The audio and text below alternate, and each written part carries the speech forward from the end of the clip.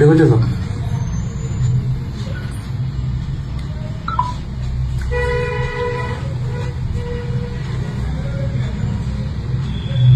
WB01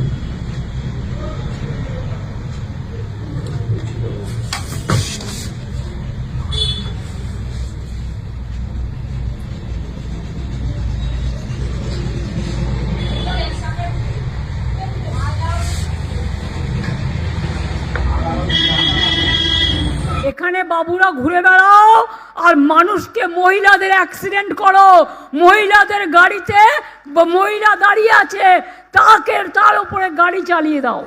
high court supreme court সব খোলা আছে।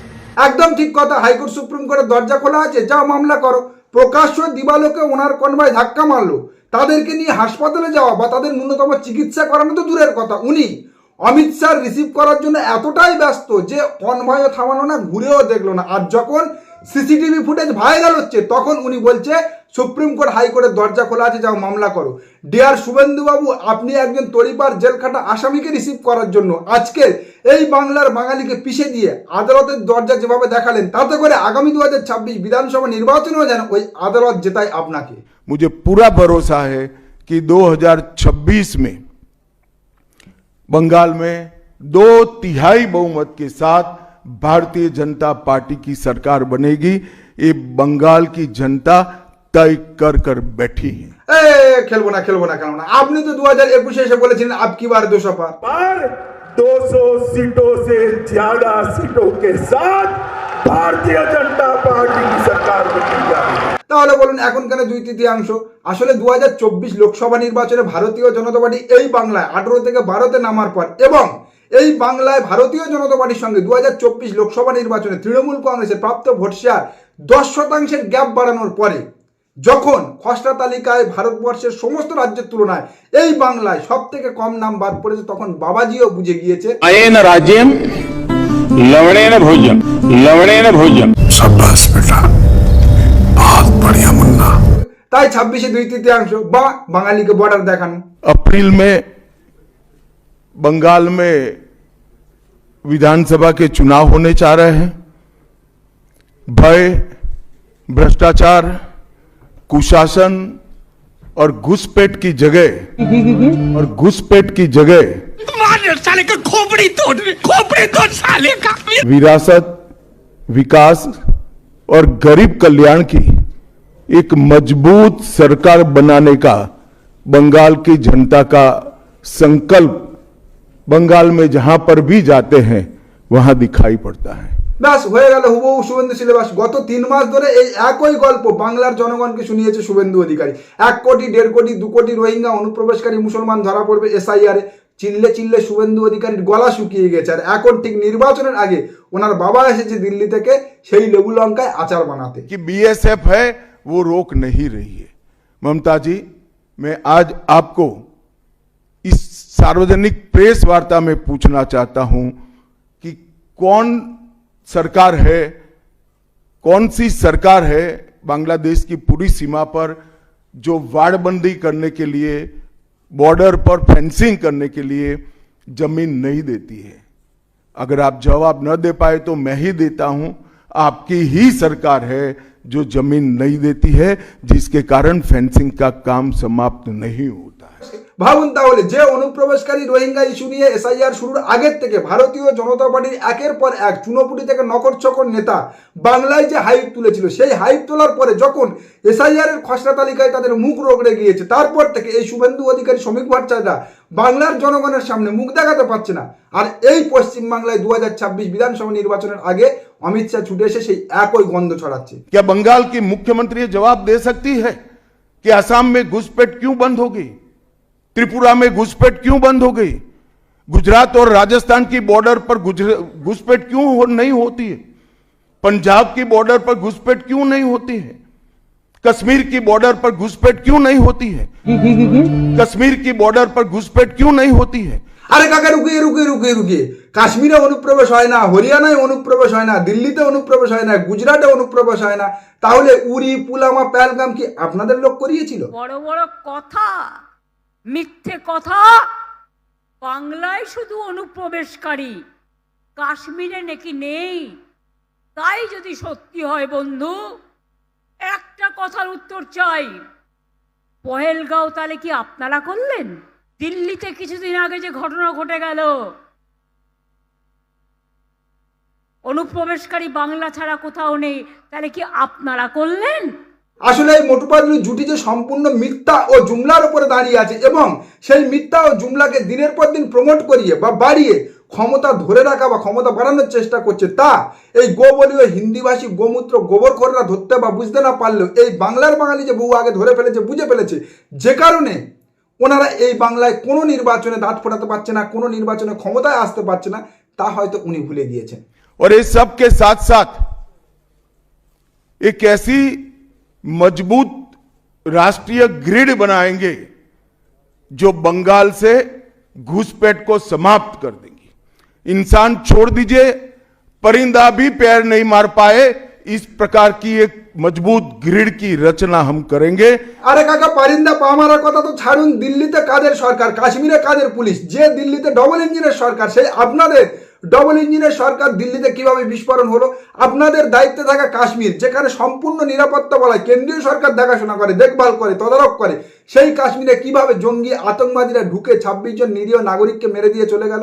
নির্বাচন এলে আপনারা যে কি বলতে পারেন এবং কি কি ছড়াতে পারেন, তা এই মূর্খ গর্দ গোমূর্খ গুজরাটিরা না বুঝলো এই বাংলার শিক্ষিত বাঙালি হারে হারে বোঝে। बंगाल की जनता को मैं विनंती करता हूं कि मोदी जी के नेतृत्व में पूर्ण बहुमत की, प्रचंड बहुमत की एक भारतीय जनता पार्टी की सरकार बनाइए।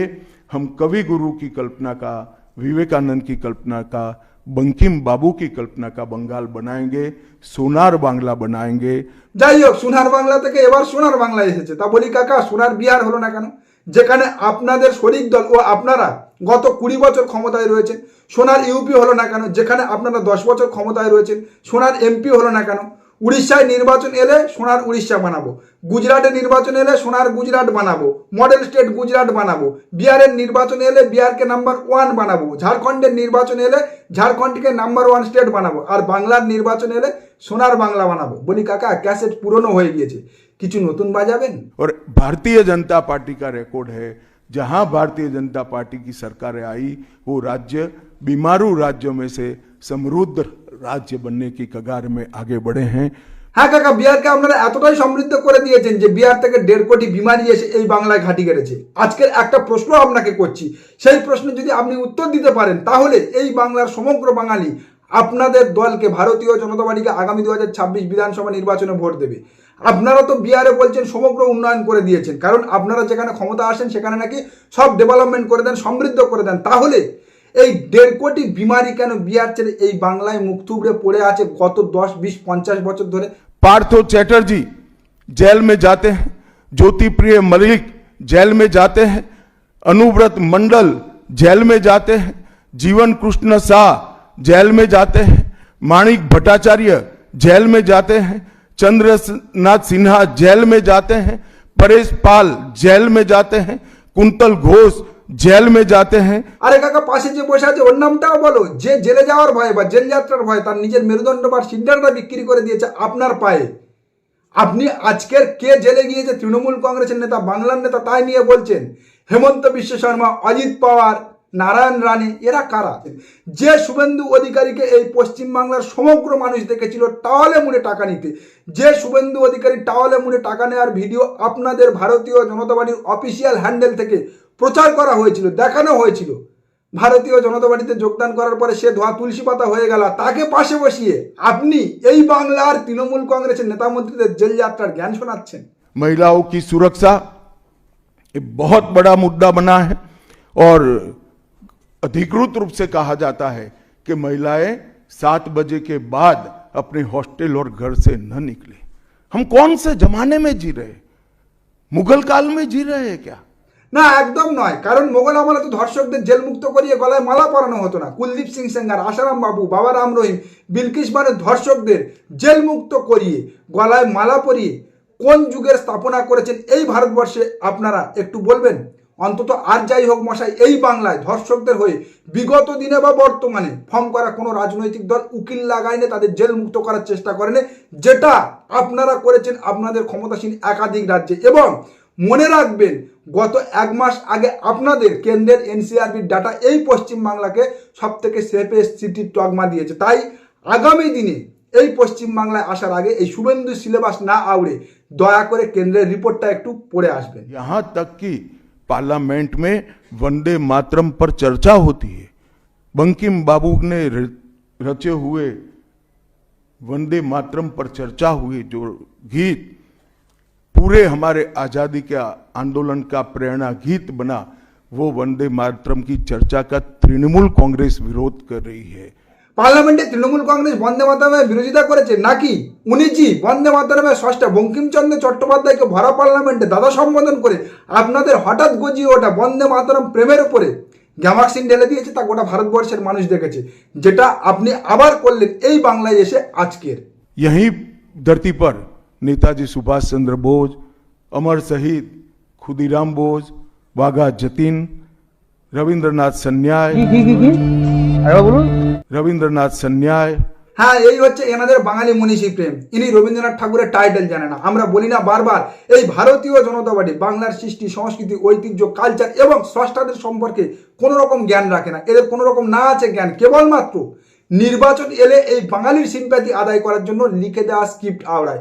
আর সেই স্ক্রিপ্ট ভুল করে বারবার প্রত্যেকটা নির্বাচনে এবং প্রত্যেকটা সময় এনারা এনাদের গজিয়ে ওঠা বাঙালি প্রেমপ্রীতির কাঁথায় আগুন দেয়। और विवेकानंद जी, बंकिम बाबू और गुरुवर टैगोर और श्यामा प्रसाद मुखर्जी के इस स्वप्न का बंगाल बनाने का हम फिर से एक बार प्रयास करेंगे। প্রমাণ হাতে হাতে পেলেন। স্বামী বিবেকানন্দ, বঙ্কিমচন্দ্র চট্টোপাধ্যায়, রবীন্দ্রনাথ ঠাকুরের সঙ্গে ব্রিটিশের দালাল বাংলা ভাগের চক্রান্ত ব্যর্থ হতে দেওয়া যাবে না বলা শ্যামাপ্রসাদকে উনি বসাচ্ছেন। হ্যাঁ, এই হচ্ছে ওনাদের বাঙালি প্রেম। যে শ্যামাপ্রসাদকে এই বাংলার বাঙালিরা এতদিন পর্যন্ত কেবলমাত্র বাংলার মনীষী ভাবা তো অনেক দূরের কথা, ব্রিটিশের দালাল এবং বাঙালি শত্রু বলে চিনত, এনারা ক্ষমতায় এলে নাকি সেই শ্যামাপ্রসাদের স্বপ্ন পূরণ করবে এই বাংলাতে। যারা বিদ্যাসাগরের মূর্তি ভেঙেছে, যারা বিবেকানন্দকে বামপন্থী প্রোডাক্ট বলেছে, যারা রবি ঠাকুরের সোনার বাংলা গানকে নিষিদ্ধ ঘোষণা করেছে, যারা মা শারদার মূর্তিকে, মা শারদার ছবিকে বিকৃত করেছে, তারা আগামী দিনে এই বাংলায় ক্ষমতায় এলে কি বাংলা গড়বে তা বাংলার বাঙালি বুঝে গিয়েছে। তাই দয়া করে আর আগামী দিনে এই বাংলার বাঙালি আপনাদেরকে এই শ্যামাপ্রসাদের স্বপ্নের বাংলার গড়ার সুযোগ দেবে কিনা তা নিয়ে ঢের নয়, 1,01,000 গুণ সন্দেহ আছে। নমস্কার, আজকের প্রতিবেদন এখানে শেষ করছি। দেখা হচ্ছে আগামী কোনো প্রতিবেদনে। আমাদের প্রতিবেদন সম্পর্কে আপনাদের মতামত অবশ্যই জানান আমাদের কমেন্ট সেকশনে। সবাই ভালো থাকবেন।